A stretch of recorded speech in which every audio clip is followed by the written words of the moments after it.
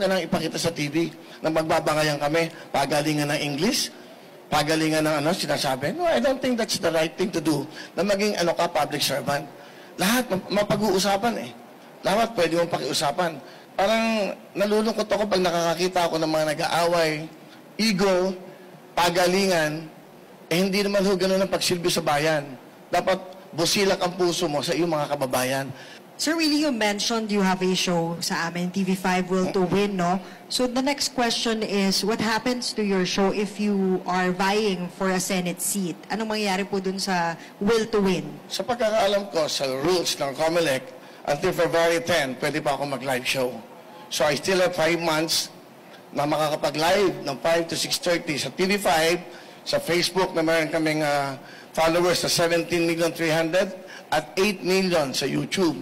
So, pwede pa ho ako magtrabaho, pero pagdating ng February 11, mag-stop na, and that will start the campaign.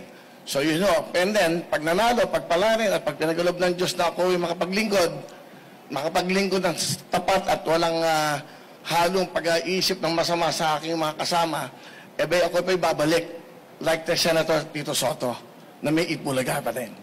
Yun lang. Okay. Sige, go ahead. Sir, one additional question po. Ano pong nag-udyok sa inyo para finally tumakbo na po sa pagkasenador? Because going back to your previous statements, hindi nyo po nakikitang tatakbo kayo sa sabak sa politika eh. Yung mga nakikita ko, away. Awayan ang awayan. Mga edukado, ang tingin nila sa mga artista masyadong mababa. Kami may magagandang puso para sa ating mga kabayan. Ano ba ang purpose ng isang senador? Hindi ako abogado, hindi ako nakatapos, pero ang purpose dapat ng bawat senador, bawat nagpa-public servant, bawat namumuno sa anumang local government, mabuting puso ang meron ka. Ang dapat mong inisip lagi mga kababayan mo. Marami ng batas na ginawa, marami ng mga presidenteng dumaan, marami ng senador na dumaan, pero yung buhay natin mga kababayang mahirap, nababago ba? I think, yun ang pinaka-importante. Poverty, yun ang pinakamalaking problema natin. Yung mga batang nangangarap na mag-aral, pag wala ng pera, hindi na natutupad ang pangarap. Yung mga nanay at lola natin na may mga sakit. Alam mo, for 21 years na ako'y nasa daily show, laging ang bulong sa akin ng nanay, lola, lahat. Yung bili ng gamot, Willie. Yung asawa ko may sakit, Willie, pero pang-matrikula ng anak. Puro lahat ng iyan ang nadidinig ko for 21 years sa mga kababayan. For 21 years, yung mga magbubulong sa akin ng ganyan, hindi naman na bago ang buhay eh. Sa mga madami na nagsilbi sa ating bayan, wala akong sinasabing iba. Ibig ko lang sabihin, dapat hindi lang batas tungkol sa batas ng mga kung saan-saan batas. Batas ng mga mahihirap ang kailangan natin. Paano magbibigyan ng magandang buhay ang ating mga kababayang mahihirap? Mga batang nangangarap na walang pambili ng libro, walang sapatos, walang pangmatrikula. Yan, yung mga lola at lola na nanay natin na walang pambiling gamot. Yan, lagi yan ang reklamo nating kababayan. Dapat sa Senado, may batas para sa ating mga kababayan. Saka ako, parang nalulungkot ako pag nakakakita ako ng mga nag-aaway, ego, pagalingan, hindi naman ganun ang pagsilbi sa bayan. Dapat busilak ang puso mo sa iyong mga kababayan. Lalong-lalo na mahirap. Kung makikipag-away ako sa Senado, makikipag-away ako para sa mahirap. Okay, thank you po. Okay, Mr. Gerard Nabar, Pamalaya. Sir, good afternoon, sir. Sir, 2 questions lang, sir. Sir, you've been on top of the surveys, or if not, pasok po sa winning circle. Ano po yung assessment po natin sa chances po natin, especially you're running as an independent?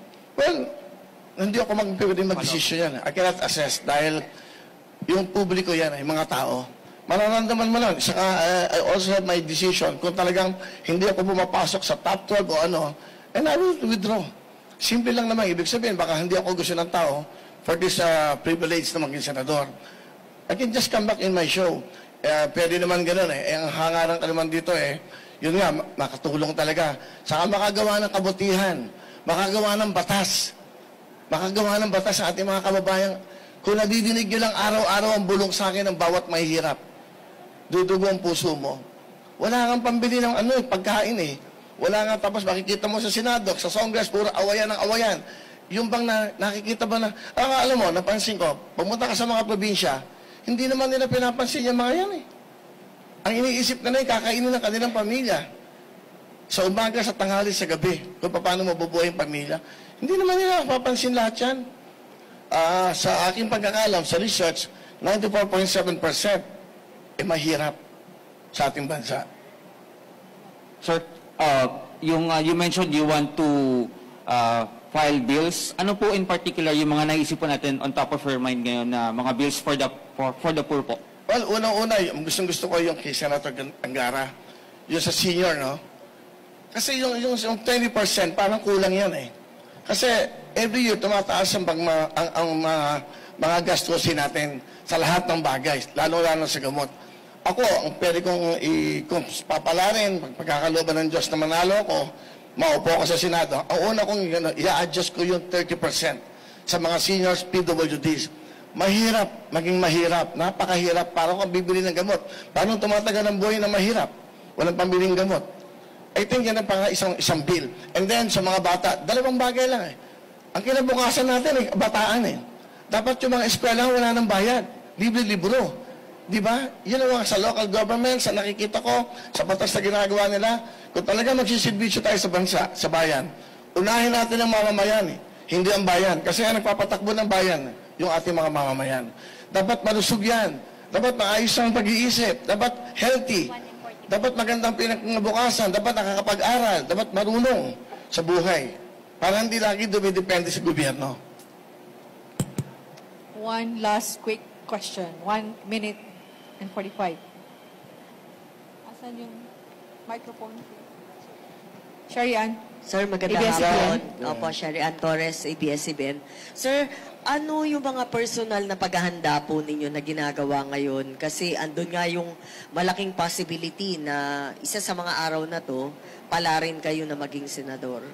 At syempre, alam naman po natin na maliban sa busilak na puso, mapupunta talaga kayo at mapupunta sa matindihang debate, lalo na kung ipaglalaban nyo yung mga panukalang batas po ninyo.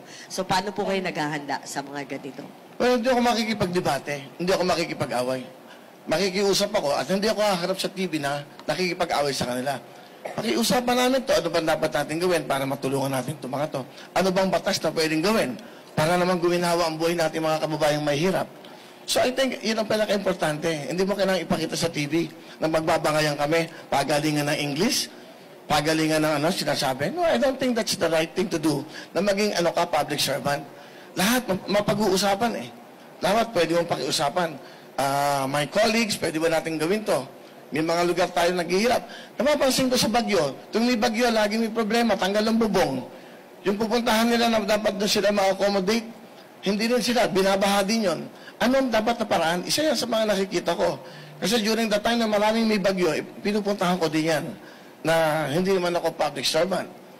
Dahil gusto ko lang makatulong sa ating mga kababayan. Time's up? Yes po. Parang ako lang pinakamabilis Ay, Hindi naman. Okay? lang po. Okay na? Thank you, sir. Okay, but anyway, maraming salamat.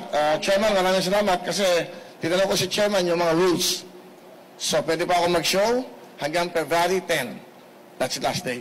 Maraming salamat at mabuhay. Sana ang pag-asenso ng bayan, pagmamahalan. Maraming salamat.